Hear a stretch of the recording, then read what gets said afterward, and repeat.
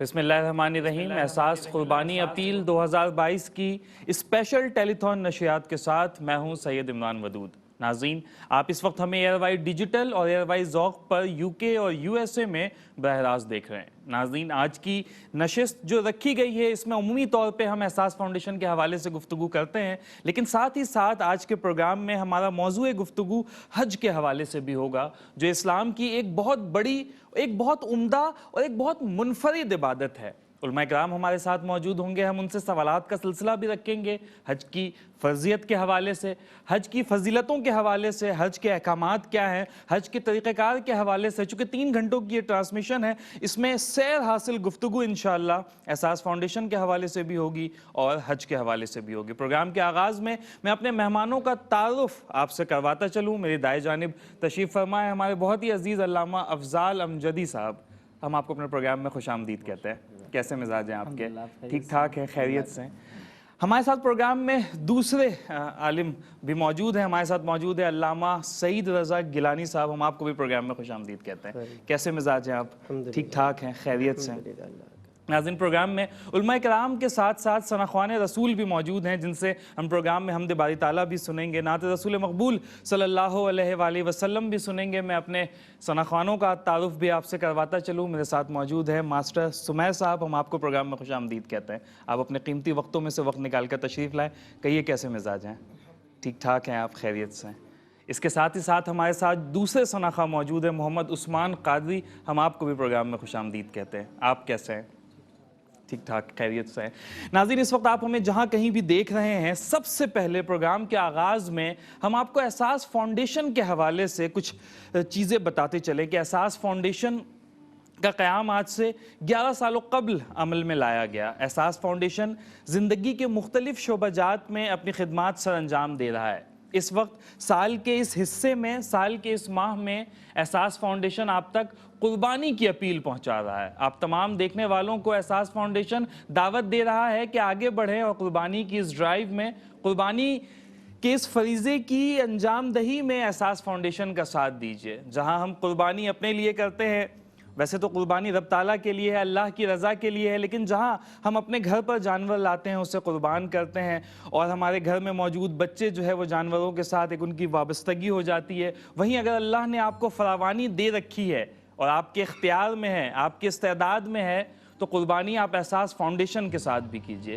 احساس فاؤنڈیشن کے ساتھ قربانی کرنے کے لیے اسکرین پہ ہمارے ہاٹ لائن نمبرز موجود ہیں، اسکرین پہ ہمارے اکاؤنٹ نمبرز موجود ہیں۔ آپ جہاں کہیں سے بھی ہمیں دیکھ رہے ہیں، آپ ہمارے نمائندوں سے رابطہ کر سکتے ہیں۔ 24/7 ہمارے نمائندے اویلیبل ہیں۔ آپ بینک ڈرافٹ کے تھرو رقم ہمیں بھیجنا چاہیں، آپ چیک ڈپازٹ کے ذریعے رقم ہمیں بھیجنا چاہیں، یا ٹرانسفر کے اور جس بھی معنوں کے تحت آپ یہ رقم ہمیں بھیجنا چاہیں، احساس فاؤنڈیشن کو بھیجنا چاہیں، آپ اسے استعمال کر سکتے ہیں۔ احساس فاؤنڈیشن کے تحت اگر آپ یہ اجتماعی قربانی کرتے ہیں تو جہاں اس کی دیگر دوسری بہت سی افادیات ہیں، اس کے ساتھ ہی ساتھ اس کی جو چیز سب سے زیادہ اپیل کرنے والی ہے وہ یہ کہ احساس فاؤنڈیشن میں جو قربانی کی جاتی ہے اس کے تمام جانور احساس فاؤنڈیشن کے اپنے فارم ہاؤسز میں تیار کیے جاتے ہیں۔ اسکرین پر فوٹیجز بھی چل رہے ہیں کہ سارا سال ان جانوروں کو بہترین ویٹ کی زیر نگرانی، وقتاً فوقتاً، گاہے بگاہے جب انہیں ویکسین کی ضرورت پڑے، انہیں بہترین خوراک دی جاتی ہے تاکہ یہ پورا سال، کچھ جانور 1 سال میں تیار ہوتے ہیں، کچھ 2 سالوں میں تیار ہوتے ہیں، سارا سال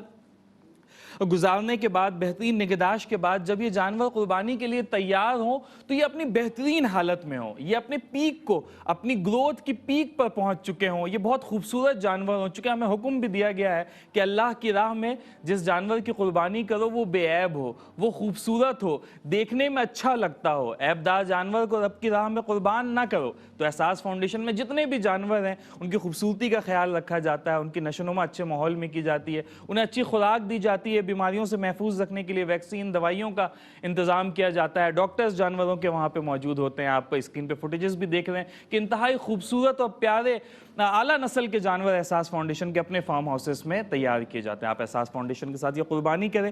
ان جانوروں کا گوشت، قربانی کا گوشت ان لوگوں تک پہنچایا جائے گا جو اس نعمت کو، اللہ تعالیٰ کی عطا کردہ اس نعمت کو سارا سال استعمال نہیں کر پاتے۔ آپ جانتے ہیں کہ ملک عزیز اور دیگر ممالک میں بھی انسان بڑی مشکلات میں، بہت سے انسان، ہم تو پریولیج لوگ ہیں، بہت سے انسان بڑی مشکلات میں زندگی گزار رہے ہیں، وہ ان نعمتوں کو ویسے استعمال نہیں کر پاتے جیسے ہم اور آپ استعمال کرتے ہیں۔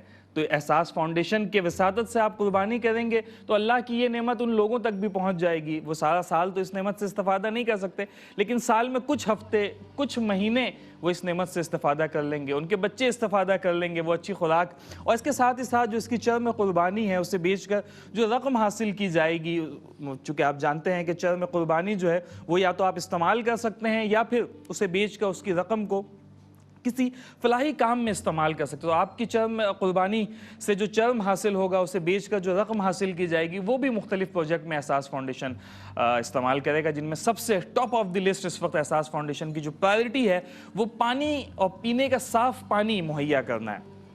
پانی زندگی ہے، پانی ایک نعمت ہے. اس نعمت کی قدر و منزلت وہ لوگ جانتے ہیں جو اس نعمت سے محروم ہیں. ملک پاکستان کے بہت سے علاقے ایسے ہیں جو قحط زدہ، آپ انہیں کہہ سکتے ہیں کہ قحط زدہ ہیں وہ علاقے، جہاں جس چیز کو ہم زندگی کہتے ہیں، جس پانی کو ہم زندگی کہتے ہیں، زندگی کی بنیادی اساس ہے، زندگی کا استعارہ ہے پانی، وہ دستیاب نہیں ہے. احساس فاؤنڈیشن ان علاقوں میں پینے کا صاف پانی پہنچا رہا ہے، چاہے جس بھی ذریعے سے ممکن ہو. کہیں پہ ٹیوب ویل لگائے جا رہے ہیں، کہیں پہ ہینڈ پمپس لگائے جا رہے ہیں، کہیں پہ بورنگ کنویں کی کھدائی کی جا رہی ہے، کہیں پر فلٹریشن پلانٹ کے تحت اگر زمین سے نکلنے والا پانی قابل استعمال نہیں ہے تو فلٹریشن پلانٹ کے تحت اس پانی کو قابل استعمال بنا کر وہاں کے لوگوں میں تقسیم کیا جا رہا ہے. ساتھ ہی ساتھ احساس فاؤنڈیشن مساجد کی تعمیر کے حوالے سے بھی اپنا بڑا اہم کردار ادا کر رہا ہے. دور دراز کے ایسے علاقے ہیں جہاں پر مساجد نام کی چیز بس ایسے ہی ہے کہ کوئی چھپرا سا بنا لیا گیا ہے، کچھ ڈنڈے زمین پہ لگا لیے گئے ہیں، اس کے اوپر ایک صائبہ ڈال کر جو ہے بس اس جگہ کو مسجد کا نام دے دیا گیا ہے اور وہاں پہ لوگ نماز پڑھ لیتے ہیں. ہم اچھے گھروں میں رہتے ہیں، اپنے لیے بہتر چیز پسند کرتے ہیں، تو اللہ کا گھر ہو اور وہ اس حالت میں ہو تو یہ کیسے ہم گزارا کر سکتے ہیں؟ احساس فاؤنڈیشن کے ساتھ اگر آپ تعاون کرتے ہیں تو مساجد کی تعمیر بھی دور دراز کے علاقوں میں، جہاں پہ نہ صرف نماز کی ترتیب ہوتی ہے بلکہ اس کے ساتھ ہی ساتھ قرآن مجید کی تعلیم بھی بچوں کو دی جاتی ہے، بچے قرآن کی تعلیم حاصل کرتے ہیں اور وہاں کے مقامی لوگ اپنے دیگر مسائل، شرعی مسائل جو ہے وہاں پہ موجود عالم دین سے، امام جو اس مسجد میں ہوتے ہیں یا اور دیگر مدرسین جو ان مساجد میں، ان مدارس میں ہوتے ہیں، ان سے اپنے شرعی مسائل کے حل کے لیے بھی رجوع کرتے ہیں. اس کے ساتھ ہی ساتھ راشن کی تقسیم، ملک میں جو انفلیشن ہے اس وقت ملک میں اور پوری دنیا میں، پاکستان میں بالخصوص اور دنیا میں بالعموم جو انفلیشن ہے، جو مہنگائی ہے، آپ غریبوں کو تو چھوڑیں، اچھے خاصے مڈل کلاس لوگ جنہیں سفید پوش لوگ کہا جاتا ہے، وہ اس وقت بڑی دگرگوں صورتحال میں ہے، بڑی مشکل صورتحال میں ہے، اور بس وہ کسی طرح اپنے سفید پوشی کا بھرم رکھ رہے ہیں کہ بس گزارا ہو جائے ہمارا. ان مشکل صورتحال میں غذائی اجناس کی تقسیم، راشن پیک کی تقسیم، جس میں کھانے پینے کی بنیادی چیزیں، تیل، گھی اور اس طرح کے دوسرے لوازمات جو کھانے کی بنیاد ہے وہ بھی لوگوں تک پہنچایا جا رہا ہے، ان کے عزت نفس کو برقرار رکھتے ہوئے.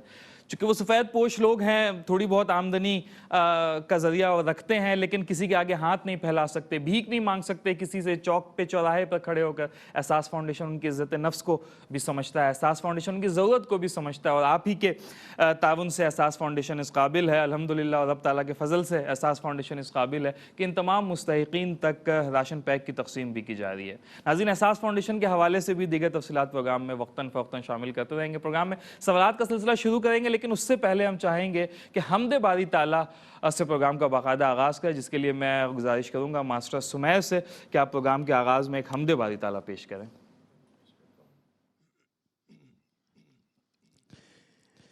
حاضر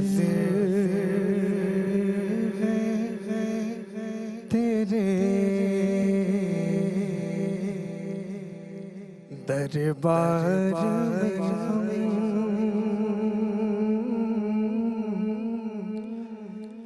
اللہ کرم اللہ کرم اللہ کرم اللہ کرم حاضر ہے تیرے دربار میں غم اللہ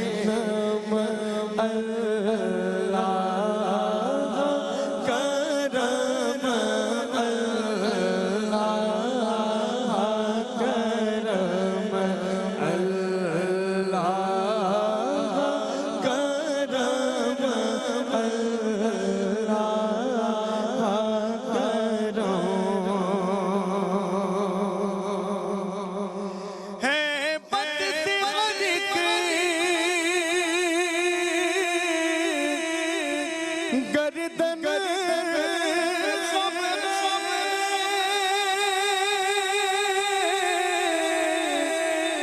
हर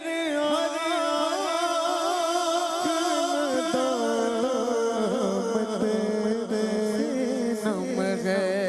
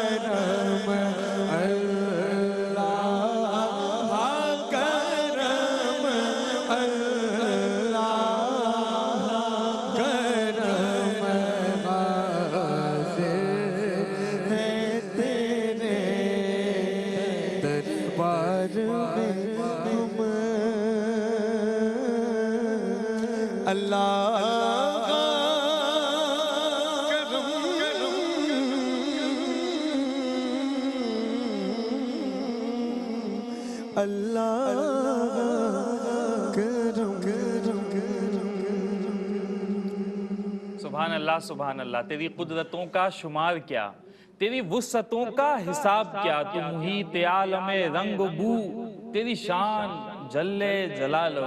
یہ تھے ماسٹر سمیہ، بہت ہی خوبصورت حمد باری تعالیٰ آپ پیش کر رہے تھے پروگرام کے آغاز میں۔ علماء کرام سے سوالات کا سلسلہ شروع کریں گے، لیکن اس سے پہلے حج کے حوالے سے اور ایثار کے حوالے سے یہ پروگرام ہے، اساس فاؤنڈیشن کے حوالے سے یہ پروگرام ہے، چونکہ ایک جانب ہمیں مہینہ حج کا چل رہا ہے اور قافلے جو ہے وہ اچھا یہاں پہ کالر ہمارے ساتھ موجود ہے امریکہ سے، عبدالرؤف صاحب۔ عبدالرؤف صاحب السلام علیکم۔ وعلیکم السلام۔ عبدالرؤف صاحب کیسے ہیں آپ؟ ٹھیک ٹھاک ہیں؟ خیریت سے ہیں؟ الحمدللہ۔ آپ امریکہ سے ہمیں کال کر رہے ہیں، آپ کو پروگرام میں خوش آمدید کہتے ہیں۔ بڑی مہربانی آپ کو۔ جی کیا کہنا چاہیں گے؟ آپ سوال پوچھنا چاہیں گے یا پروگرام میں کسی حوالے سے شرکت کرنا چاہتے ہیں؟ सवाल ये पूछना चाह रहा था मैं कि मुझे जो है ना एक गाय की पूरी सालम की जी जी 7 हिस्से की कुर्बानी करवानी थी जी जी, इंडिया के लिए।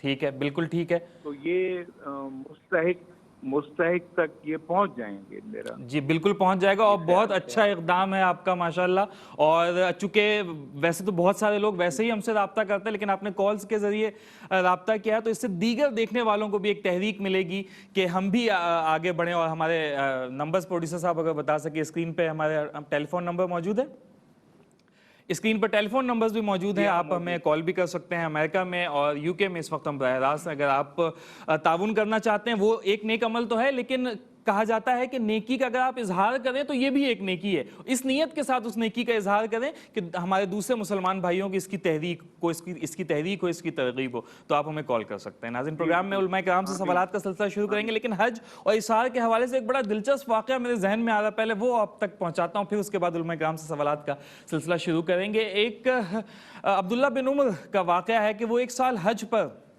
अब्दुल्ला इब्न मुबारक का वाक़या है कि वो एक साल हज के लिए गए, तो वो कहते हैं कि मैं जब हज के लिए गया तो मैं हतीम के मकाम पर आराम फरमा रहा था, हतीम के मुकाम पर बैठा था कि 2 लोग मेरे पास आए और मुझसे हाल अहवाल पूछा। उनसे गुफ्तगू के बाद मैंने उनसे सवाल पूछा कि क्या तुम जानते हो कि इस साल हज की खातिर कितने लोग आए हैं? उन्होंने फौरन से बर्जस्तगी के साथ कहा कि 7 लाख लोग इस साल हज अदा करने के लिए आए हैं। अब्दुल्ला इब्न मुबारक कहते हैं कि मुझे शक गुजरा कि इतनी तादाद एक्यूरेसी के साथ बताने वाला ये कोई इंसान नहीं हो सकता, शायद ये अल्लाह के भेजे गए फरिश्ते हैं। मैंने उनसे दूसरा सवाल पूछा, क्या इस साल आने वाले हुज्जाज कराम का हज कबूल हुआ है? कितने हुज्जाज कराम का हज कबूल हुआ है और कितनों का हज कबूल नहीं हुआ? उस शख्स ने, जो गालिबन अब्दुल्ला इब्न मुबारक के बकौल के फरिश्ते हो सकते हैं, उसने कहा कि अल्लाह ने इस साल किसी का हज कबूल नहीं किया मां सिवाय एक के। अब्दुल्ला इब्न मुबारक को बड़ी हैरानगी हुई कि इस साल 7 लाख लोग हज की खातिर आए, लेकिन किसी का हज कबूल नहीं हुआ। कहा कि फिर मुझे बताओ कि वो खुशनसीब कौन है जिसका हज अल्लाह ने कबूल किया? कहा कि वो ऐसा शख्स है जो हज की खातिर आया भी नहीं, लेकिन अल्लाह ने उसका हज कबूल कर लिया। अब्दुल्ला इब्न मुबारक को और हैरानगी हुई कि ऐसा कौन सा शख्स है और उसके पीछे कौन से अवामिल कार फरमा हैं कि अल्लाह ताला ने बिना आए बैतुल्लाह में वो शख्स तशरीफ नहीं लाया, उसके बावजूद उसका हज कबूल कर लिया। उससे पूछा कि मुझे बताओ, तो उसका नाम बताया गया कि उस शख्स का नाम अली बिन तल्क है, शाम का रहने वाला है, शाम के शहर दमिश्क का रहने वाला है, पेशे के एतबार से मोची है। अल्लाह ने उसका हज कबूल किया है, बाकी लोगों का हज कबूल नहीं हुआ, लेकिन उसके हज के कबूलियत के तुफैल इस साल हज में आने वाले तमाम लोगों की बख्शिश कर दी गई है। अब्दुल्ला इब्न मुबारक कहते हैं कि मैंने दिल में इरादा किया कि जैसे ही मैं अरकान हज से फारिग हो जाऊंगा, फिर मैं शाम जाऊंगा, दमिश्क जाऊंगा, उस शख्स से मिलूंगा। ऐसे ही किया। हज जब अपने अख्ताम को पहुंचा तो अब्दुल्ला इब्न मुबारक शाम तशरीफ ले गए, दमिश्क पहुंचे और नाम से मुकाम से पता करते करते बिलाखिर उस शख्स तक पहुंच गए और उससे पूछा कि तूने इस साल हज का इरादा किया था? उसने कहा हाँ, मैंने इस साल हज का इरादा किया था, लेकिन किसी वजह से नहीं कर पाया। अब्दुल्ला इब्न मुबारक ने कहा कि तू वाहिद शख्स है कि जिसका हज कबूल हुआ और तेरे हज की कबूलियत के सबब इस साल हज करने वाले तमाम लोगों की अल्लाह ने मग़फ़िरत फरमा दी है। उस शख्स को भी बड़ी हैरानगी हुई। उसने कहा कि ऐसा कैसे? अब्दुल्ला इब्न मुबारक ने कहा यही सवाल तो मैं तुझसे पूछने आया हूं, ऐसा कैसे? कौन सा अमल है तेरा जिसके बायस अल्लाह ने तुझे यह मुकाम दिया? वो शख्स अली बिन तल्क जिसका नाम था, वो कहने लगा कि मुझे ऐसा कोई अमल याद तो नहीं आता, हाँ लेकिन इस साल मेरा हज का इरादा था और मेरे घर पे विलादत का इम्कान भी था। जैसे ही विलादत का वक्त करीब आया तो मेरी ज़ौजा जो हैं वो मुझसे कहने लगी कि मुझे गोश्त खाने की ख्वाहिश हो रही है। अगर मैं उस वक्त, घर वालों ने कहा कि अगर इस वक्त बाजार जाओगे, गोश्त खरीद कर लाओगे, पकाओगे तो काफ़ी वक्त हो जाएगा, हमें ऐसा लगता है कि पड़ोस के घर में गोश्त पक रहा है, खुशबू आ रही है, तुम यूं करो वहाँ से जाकर थोड़ा सा गोश्त मांग लाओ ताकि इसकी जो फ़ौरन से ख्वाहिश है, इसकी ख्वाहिश पूरी की जा सके। अली बिन तल्क पड़ोस में जाते हैं, दरवाज़ा खटखटाते हैं और कहते हैं कि क्या आपके घर में गोश्त पक रहा है? पड़ोसी कहते हैं कि हाँ, हमारे घर में गोश्त पक रहा है। तो कहा कि आप मुझे थोड़ा सा गोश्त दे दीजिए, मुझे अपनी ज़ौजा को खिलाना है। पड़ोसी ने जवाब दिया कि हम आपको ये गोश्त नहीं दे सकते, ये हराम गोश्त है। یہ ہمارے لیے تو جائز ہے، آپ کے لیے جائز نہیں۔ علی بن طلق شش و پنج میں مبتلا کہ ایسا کیسے ہو سکتا ہے؟ انہوں نے کہا کہ آپ کا کاروبار ہے، آپ کام کرتے ہیں، آپ کے پاس اتنے ذرائع ہیں کہ آپ کما کر کھاتے ہیں، تینوں وقت کھانا کھاتے ہیں، لیکن ہمارے پاس اتنے ذرائع نہیں ہیں۔ اگر ہم آج یہ حرام گوشت نہیں پکاتے تو ہم اور ہمارے بچے شاید بھوک سے مر جاتے۔ ہم نے جنگل میں دیکھا کہ ایک مردار ہے، مردار جانور ہے، ہم نے اس کا گوشت کاٹ کر آج پکایا ہے۔ علی بن طلق کے دل پر یہ بات اس قدر اثر کرتی ہے کہ زار و قطار رونے لگتے ہیں اور خود کو ملامت کرتے ہیں کہ میں اتنا بے خبر کیسے ہو سکتا ہوں کہ میرے پڑوس میں بھوک کا یہ عالم ہے، غربت کا یہ عالم ہے، قسمہ پرسی کا یہ عالم ہے، اور میں اس قدر غافل شخص ہوں کہ مجھے اپنے پڑوسیوں کے حقوق کا خیال تک نہیں۔ فوراً گھر واپس آتے ہیں اور حج کے ارادے سے جو سامان جمع کیا تھا، حج کے ارادے سے جو مال و اسباب جمع کیا تھا، پورا مال اٹھاتے ہیں اور جا کر پڑوسیوں کو دے دیتے ہیں، چونکہ وہ جانتے تھے کہ اللہ بڑا بے نیاز ہے۔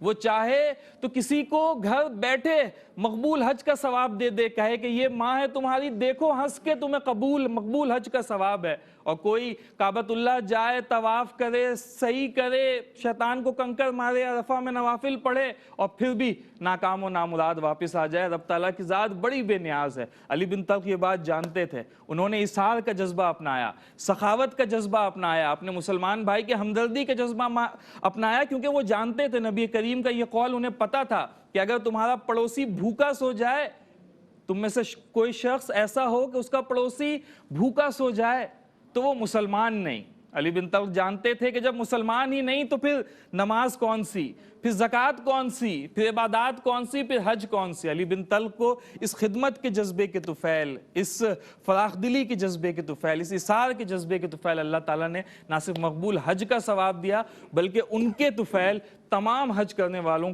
کی بخشش اس سال رب تعالیٰ نے فرما دی۔ تو کیا خوبصورت یہ واقعہ ہے۔ اس پروگرام کی مناسبت سے بہت ہی جامع واقعہ ہے کہ اثار بھی ہے اس پروگرام میں، احساس فاؤنڈیشن کے حوالے سے، حج کے حوالے سے بھی گفتگو کریں گے۔ تو اس پورے پروگرام کو آپ یوں سمجھ لیجئے کہ اس کے حوالے سے ایک بہترین نمونہ ہے ہمارے لیے، ایک بہترین رہنمائی گائیڈنس موجود ہے۔ بہرحال پروگرام میں سوالات کا سلسلہ علماء کرام سے شروع کریں گے۔ ہمارے ساتھ موجود ہے علامہ سعید رضا گیلانی صاحب۔ سب سے پہلے میں آپ سے پوچھنا چاہوں گا کہ حج کی تعریف تو بتائیں کہ بہت سی عبادات ہیں، نماز دن میں 5 بار فرض ہے، روزے جو ہے وہ سال میں 1 بار رمضان کے مہینے میں فرض ہیں، اسی طرح سے زکوٰۃ بھی ہے۔ تو یہ حج کس طرح کی عبادت ہے اور مطلب ہم پر زندگی میں 1 دفعہ فرض ہے، ہر سال فرض ہے؟ حج کے حوالے سے ذرا کچھ ابتدائی تفصیلات سے آگاہ کیجیے۔ بسم اللہ الرحمن الرحیم، رب اشرح لی صدری ویسر لی امری واحلل عقدۃ من لسانی یفقہوا قولی۔ حج اسلام کے بنیادی ارکان میں سے ایک عظیم رکن ہے، اور اسلام کی بنیاد، اسلام کی عمارت جن پلرز پر ہے، آپ سب جانتے ہیں کہ 5 بنیادی ارکان ہیں: کلمہ پاک، نماز، روزہ، زکوٰۃ اور حج۔ بالکل ٹھیک۔ اور حج کی اگر ہم بنیادی تعریف دیکھیں تو حج کہتے ہیں، ویسے اس کے معنی ہے ارادہ کرنا، قصد کرنا، ارادہ کرنا، اور جو حج کے ایام ہیں ان میں حج کے مخصوص افعال کو ادا کرنا، یہ حج کہلاتا ہے۔ ٹھیک۔ حج انسان پر جو صاحب استطاعت ہو اس پر زندگی میں اللہ تبارک و تعالی نے 1 مرتبہ فرض فرمایا ہے۔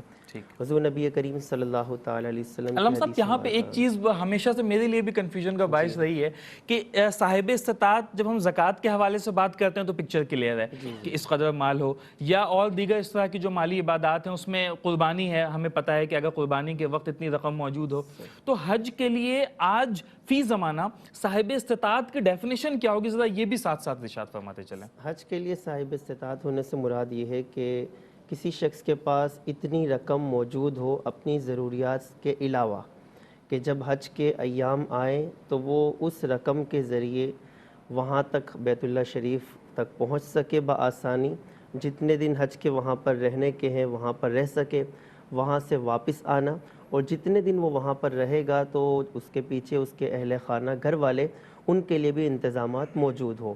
اچھا، اس وقت اس دور کے اندر حج کی شرائط میں یہ بھی ایک ہے کہ اس کے پاس ویزا، اور اس کا یعنی ویزا بھی لگ چکا ہو، کیونکہ آج کل آپ کو معلوم ہے کہ لوگوں کے پاس رقم موجود ہوتی ہے لیکن اگر لسٹ میں نام نہیں آیا تو ایسے شخص پر پھر حج فرض نہیں ہوگا۔ تو اگر اس صاحب استطاعت سے مراد یہ کہ اس کے پاس آنے جانے کا خرچہ، وہاں پر رہنے کا یہ خرچہ موجود ہو تو وہ صاحب استطاعت کہلاتا ہے، اور اس پر زندگی میں 1 مرتبہ حج کرنا یہ فرض ہوتا ہے۔ تو یہ تو صاحب استطاعت ہونے کا ہوگا۔ باقی نبی کریم قرآن مجید فرقان حمید میں اللہ تبارک و تعالی نے حج کی فرضیت سے متعلق ارشاد فرمایا ہے کہ حج ایسی عبادت ہے، فرمایا وَلِلَّهِ عَلَى النَّاسِ حِجُّ الْبَيْتِ مَنِ اسْتَطَاعَ إِلَيْهِ سَبِيلًا، کہ اللہ تبارک و تعالیٰ کے لیے لوگوں پر اس کے گھر کا حج کرنا یہ فرض ہے جو استطاعت رکھتا ہو۔ یہی شرط جو آ گئی جو صاحب استطاعت ہو۔ نبی کریم صلی اللہ تعالی وسلم کی حدیث مبارکہ کہ آقا کریم صلی اللہ تعالی وسلم صحابہ کرام کو خطبہ دے ارشاد فرما رہے تھے تو فرمایا کہ یا ایھا الناس، اے لوگوں، تم پر حج فرض کیا گیا جو تم میں سے استطاعت رکھتا ہو۔ ایک شخص اس نے سوال کیا اللہ کے نبی صلی اللہ تعالی وسلم کیا ہر سال حج فرض ہے؟ نبی کریم صلی اللہ تعالی وسلم نے سکوت اختیار فرمایا، کوئی جواب نہیں دیا۔ دوسری مرتبہ پھر یہی سوال کیا، تیسری مرتبہ یہی سوال کیا۔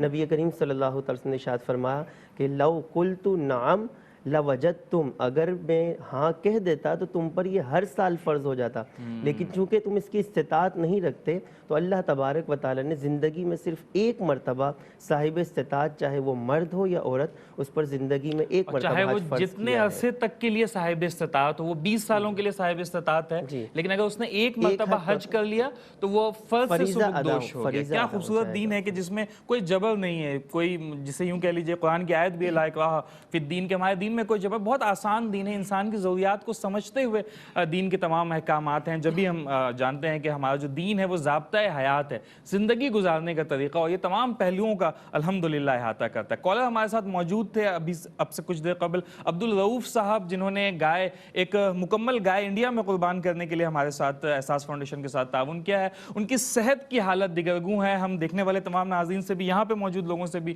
یہ درخواست کریں گے کہ ان کی اہلیہ روبینہ بی بی اور عبدالرؤوف صاحب امریکہ سے جنہوں نے ابھی ہمیں کال کیا تھا، صحت کی دگرگوں حالات ہیں، کچھ پریشانیاں ہیں صحت کے حوالے سے۔ ہم رب تعالیٰ سے دعا کرتے ہیں کہ انہیں بہترین امام زین العابدین کے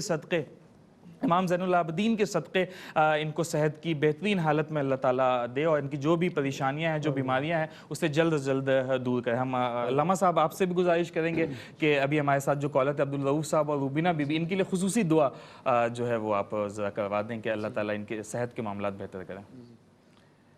اللہم صلی وسلم بارک علی سیدنا مولانا محمد وآلہ وصحبہ وبارک وسلم۔ اللہم یا شافی الامراض اشف امراضنا امراض جمیع المسلمین۔ یا رب کریم مالک و مولا، یہ جو مقبولیت کے ایام، یہ عشرہ مبارک عشرہ، پھر یہ مبارک ایام جو آنے کو ہیں اور گزر رہے ہیں، یا رب کریم یقیناً تیرے محبوب علیہ السلام کا فرمان ہے کہ اس عشرے کی ہر رات لیلۃ القدر کی طرح ہے، اس ہر رات کا مقام لیلۃ القدر کی طرح ہے، اور یقیناً وہ رات مقبولیت والی رات ہے، مستجاب الدعوات رات ہے۔ یا رب کریم تیرے محبوب بندے دنیا بھر میں جہاں کہیں تیری بارگاہ میں قیام و سجود میں ہے مولا، ان کی اس عبادت کا صدقہ، ان کی تیری یاد کا صدقہ مولا، جو رؤوف صاحب، عبدالرؤوف اور روبینہ بی عبدالرؤوف بی، صاحب اور روبینہ بی بی جو بیمار ہیں، جس بھی بیماری میں مبتلا ہیں، یا رب کریم ان کی تمام ظاہری باطنی جسمانی روحانی تمام بیماریوں سے مالک مولا ان کو شفاء کاملہ عطا فرما، اور ان کی صحت عافیت کے ساتھ مولا ان کو طویل زندگی عطا فرما، آمین آمین یا رب العالمین۔ علامہ صاحب ساتھ ہی ساتھ آپ سے سوالات کا سلسلہ بھی کر لیتے ہیں کہ حج کے حوالے سے ذرا فضیلت سے بھی آگاہ کیجیے گا، اور قرآن و حدیث کی روشنی میں یہ بتائیں کہ حج کی فضیلتیں کیا کیا ہیں۔ جی، بسم اللہ الرحمن الرحیم، اللہم صلی وسلم وبارک علیہ، بسم اللہ والحمدللہ۔ جیسا کہ آپ جانتے ہیں اور ہر مسلمان یہ جانتا ہے کہ حج کی جو عبادت ہے وہ فرض ہے، تو فرض اس عبادت کو کہتے ہیں کہ جو قرآن پاک سے وہ ثابت شدہ، قرآن و حدیث سے ثابت شدہ ہو، دلائل قطعیہ سے وہ ثابت ہو۔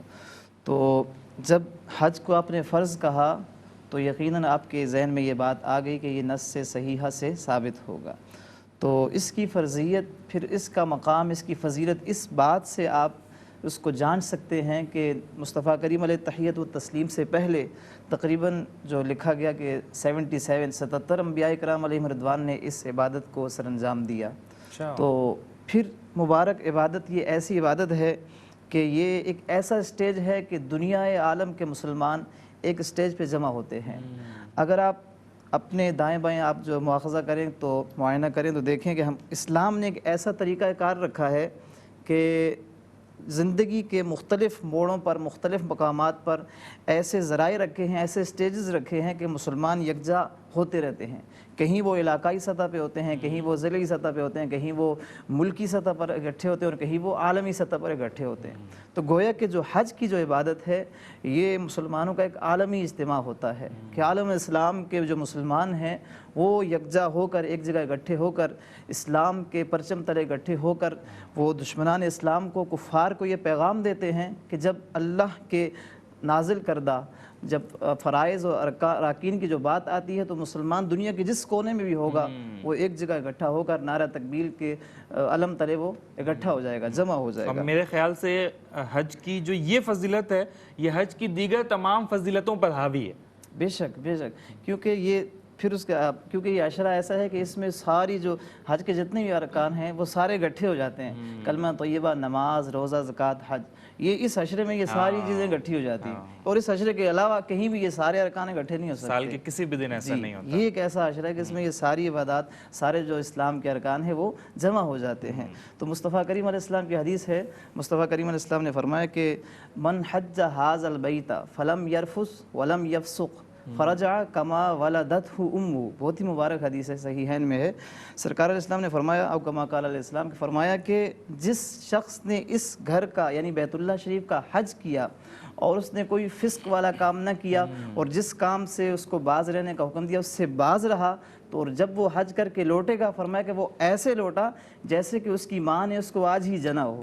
کہ جیسے جس دن بچے کو ماں جنتی ہے تو وہ کیا ہر طرح کے گناہوں سے پاک ہوتا ہے. تو فرمایا کہ جو رب تعالیٰ کے اس مبارک گھر کا حج کرے گا اور لوٹے گا اور اس نے کوئی فجور فسق و فجور والا کام نہیں کیا جس سے اس کو منع کیا گیا اس سے وہ باز رہا, تو فرمایا کہ وہ ایسا ہی گناہوں سے پاک ہو کر لوٹتا ہے جیسا کہ وہ آج ہی اس کی ماں نے اس کو جنا ہو. تو یقیناً اور بھی بہت ساری فضیلتیں ہیں. پروگرام کے آنے والے حصے میں ان فضیلتوں کو بھی شامل کریں گے. اس کی فضیلتیں ختم تو یقینی طور پر نہیں ہو سکتی. یہاں پہ پروگرام میں ایک نعت رسول مقبول صلی اللہ علیہ وآلہ وسلم شامل کر لیتے ہیں, جس کے لیے میں گزارش کروں گا محمد عثمان قادری سے کہ آپ بارگاہ رسالت میں ہدیہ نعت پیش کریں. یا نبی دیکھا یہ رتبہ آپ کی نالین کا, عرش سے چوما ہے تلوا آپ کی نالین کا. یا نبی دیکھا یہ رتبہ آپ کی نالین کا, آپ کے طلبوں کی نرمی قلب پہ محسوس کی, جب بھی میں نے نقش دیکھا آپ کی نالین کا. یا نبی دیکھا یہ رتبہ آپ کی نالین کا. روز محشر سر پہ سورج جب سوانے سے پہ ہو, روز محشر سر پہ سورج جب سوانے سے پہ ہو, ایک نیزے پر ہو سایہ آپ کی نالین کا. یا نبی دیکھا یہ رتبہ آپ کی نالین کا. حشر میں جب لوگ چومے آپ کا دست کرم, حشر میں جب لوگ چومے آپ کا دست کرم, سب سے بڑھ کر لوں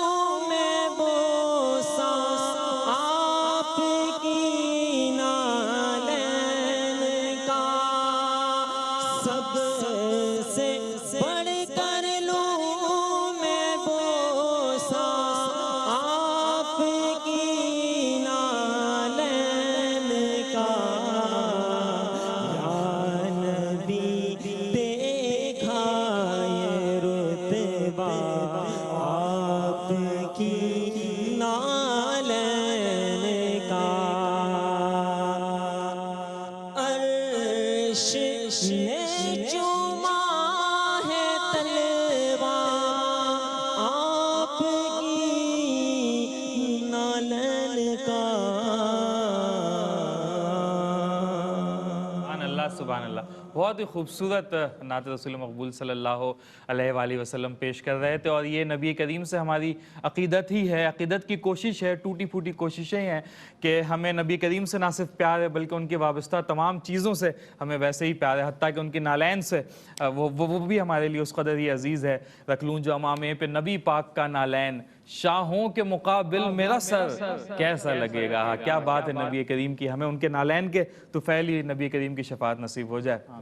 پروگرام میں گفتگو کے سلسلے کو ایک بار پھر سے جوڑیں گے. علامہ صاحب آپ سے پوچھنا چاہوں گا، استطاعت کے حوالے سے آپ نے بات کر دی کہ زندگی میں ایک بار حج فرض ہے اور صاحب استطاعت کی ڈیفینیشن بھی آپ نے بتا دی. یہ ارشاد کیجیے گا کہ اگر استطاعت رکھنے کے باوجود بھی کوئی شخص حج ادا کرنے سے قاصر رہ جائے، اس میں آپ اس کی ڈیویژن کر سکتے ہیں کہ مثال کے طور پہ 10 سال کا عرصہ ایسا تھا جب وہ صاحب استطاعت تھا، اس میں 8 سال کچھ ایسے گزر گئے کہ وہ مصروفیات کے باعث نہیں کر پایا، اور پھر 2 سال کچھ اس کی صحت نے اس کی اجازت نہیں دی، پھر جو شخص نہ کر سکے تو اس کے لیے کیا وعید ہے یا کیا احکامات ہیں؟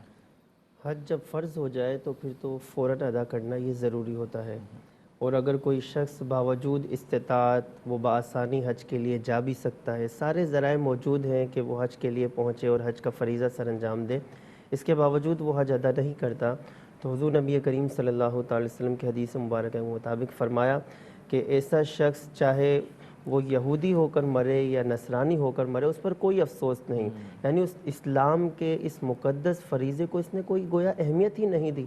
تو جیسے ہی حج فرض ہو تو انسان کو چاہیے وہ فوراً اس کی ادائیگی کے لیے کوششیں شروع کرے، اور اگر بالفرض وہ پہلے حج نہ کر سکا، پھر اب بیماری کی وجہ سے آگے بھی اس کی حالت ایسی ہے کہ اب وہ حج نہیں کر سکتا، تو اس کے لیے شریعت نے حج بدل رکھا ہے کہ وہ اپنی کسی کو اپنا نائب مقرر کر لے.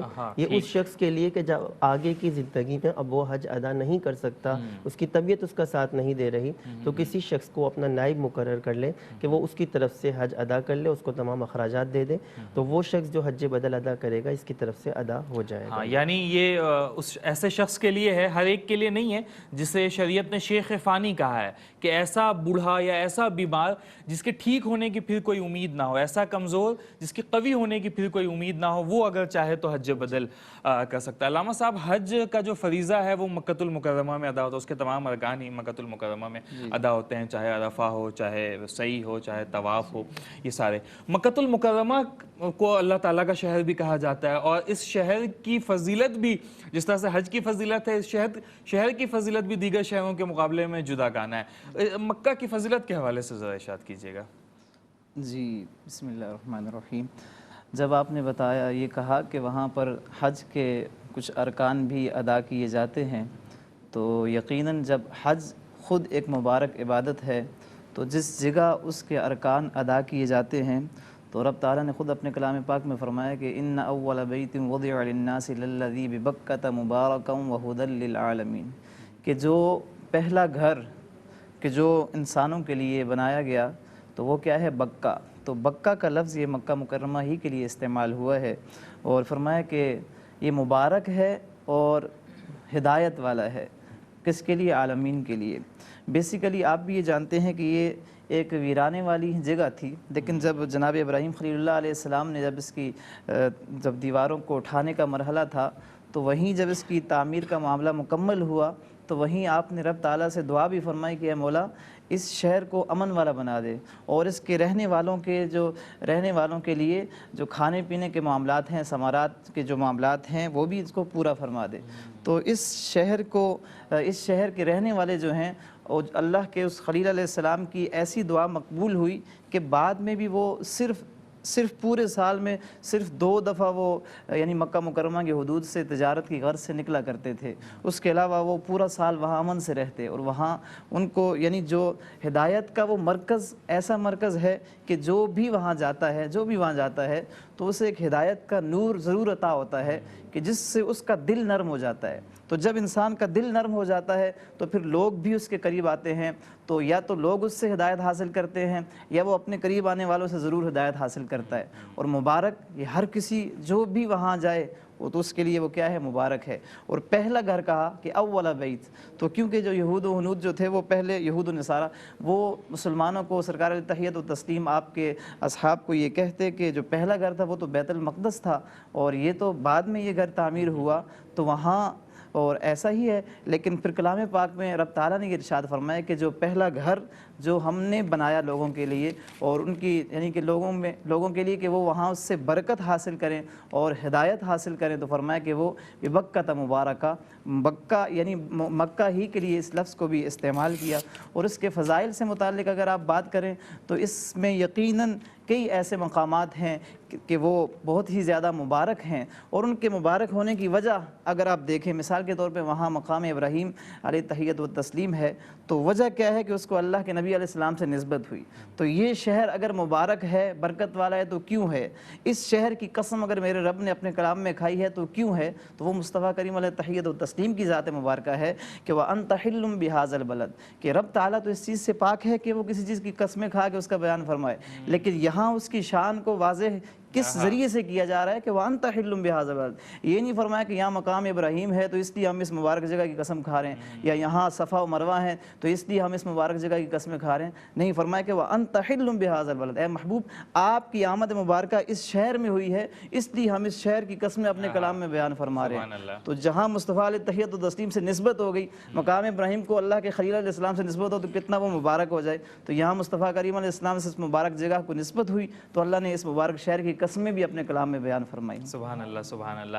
ناظرین, احساس فاؤنڈیشن کے حوالے سے دیگر تفصیلات آپ تک پہنچاتے چلیں کہ احساس فاؤنڈیشن, جس طرح سے کالر ہمارے ساتھ موجود تھے, انہوں نے کہا کہ وہ انڈیا میں قربانی کرنا چاہ رہے ہیں. احساس فاؤنڈیشن قربانی کی سہولت نہ صرف پاکستان میں بلکہ انڈیا میں بھی دے رہا ہے. میں ناظرین کی آسانی کے لیے ایک بار پڑھ بھی دیتا ہوں کہ انڈیا چونکہ ایک بڑا ملک ہے, اس کی کون کون سی ریاستیں ہیں, کون کون سے شہر ایسے ہیں جہاں پر قربانی کی یہ سہولت احساس فاؤنڈیشن دے رہا ہے. میں بتاتا چلوں کہ احساس فاؤنڈیشن وہاں کی مقامی تنظیموں کے ساتھ کولیبریٹ کر کے, تعاون کر کے قربانی کی یہ سہولتیں مہیا کر رہا ہے. انڈیا میں اگر آپ قربانی کرنا چاہیں گے تو سمستی پور میں یہ قربانی کی جا سکتی ہے, دربھنگا میں کی جا سکتی ہے, مرشد آباد میں کی جا سکتی ہے, سہرسہ, جھارکھنڈ, ویسٹ بنگال, اتر پردیش اور ہریانہ بھارت کی یہ وہ ریاستیں ہیں جہاں پر احساس فاؤنڈیشن قربانی کی سہولت مہیا کر رہا ہے. قربانی اگر آپ جموں کشمیر میں کرنا چاہتے ہیں تو اس کے جو شہر ہیں, مقامات ہیں, ان میں شوپیاں ہیں, کلگم ہے, کپوارہ ہے, بندی پورہ ہے, پلوامہ ہے اور سری نگر ہیں. یہ وہ علاقے ہیں جہاں پر احساس فاؤنڈیشن کے وساطت سے جموں کشمیر کے وہ علاقے ہیں جہاں پر آپ یہ قربانی کر سکتے ہیں. پاکستان میں بھی قربانی کی یہ سہولت کراچی, حیدرآباد, شکارپور, لاڑکانہ پنجاب میں خانیوال پنجاب کا شہر ہے جہاں پر یہ سہولت احساس فاؤنڈیشن مہیا کر رہا ہے. احساس فاؤنڈیشن کے وساطت سے آپ قربانی میں تعاون کرنا چاہیں تو ریٹ لسٹ ہماری اسکرین پر بھی موجود ہے. میں آپ کی آسانی کے لیے ایک دفعہ پڑھ بھی دیتا ہوں کہ اگر آپ گائے میں حصہ کرنا چاہتے ہیں تو اس کے لیے $80, اگر آپ گائے میں ایک حصہ لینا چاہتے ہیں تو اس کے لیے $80 ہیں. اگر آپ مکمل گائے قربان کرنا چاہتے ہیں تو اس کے لیے $560 ہیں. اگر آپ پاکستان میں ایک بکرا قربان کرنا چاہتے ہیں احساس فاؤنڈیشن کے ساتھ تو $175 ہیں. اگر آپ قربانی انڈیا میں کروانا چاہتے ہیں, چاہے آپ دنیا کے کسی بھی خطے میں موجود ہوں, آپ یہ قربانی انڈیا میں کروانا چاہتے ہیں اور انڈیا میں آپ مکمل گائے کی قربانی کرنا چاہتے ہیں تو اس کے لیے $37. اگر آپ مکمل گائے انڈیا میں کرنا چاہتے ہیں تو $259. اگر آپ انڈیا میں ایک بکرا قربان کرنا چاہتے ہیں تو اس کے لیے $200 ہیں. جموں کشمیر میں بھیڑ کی قربانی ہوتی ہے, ایک بھیڑ جموں کشمیر میں آپ قربان کرنا چاہیں تو اس کے لیے $225 ہے. احساس فاؤنڈیشن کے حوالے سے مزید تفصیلات پروگرام کے آنے والے حصے میں شامل کریں گے. یہاں پہ ایک نعت رسول مقبول صلی اللہ علیہ وسلم شامل کریں گے جس کے لیے میں گزارش کروں گا جناب ماسٹر سمیر صاحب سے کہ آپ ہدیہ نعت پیش کریں.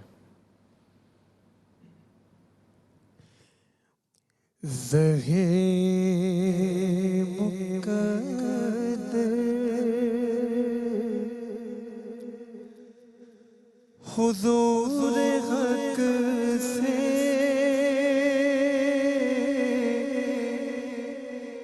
سلام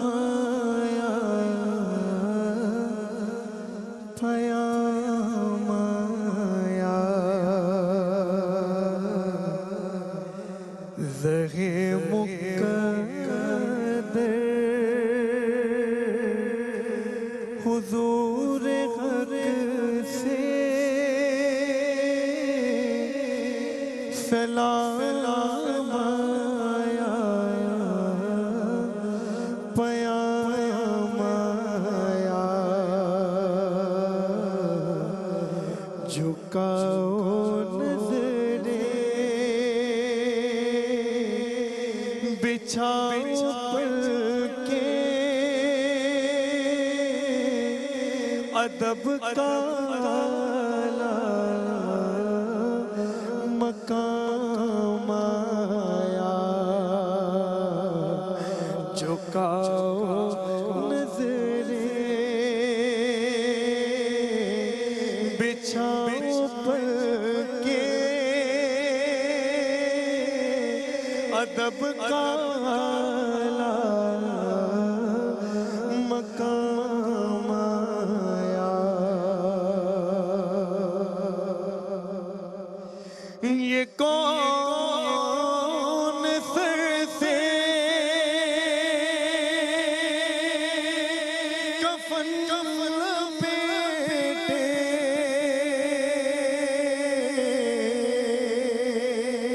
چلا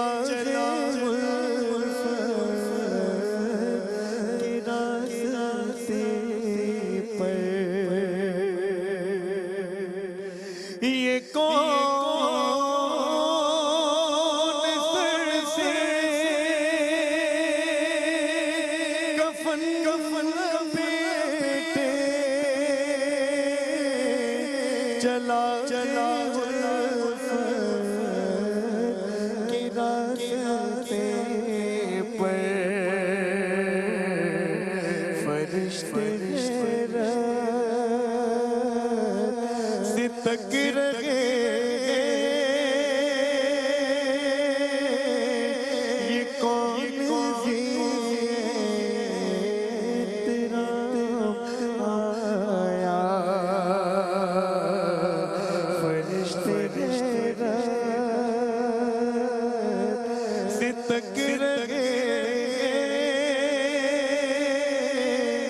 یہ کون سی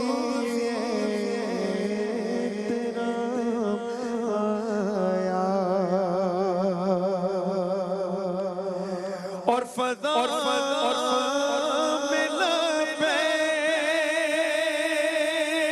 کی صدائیں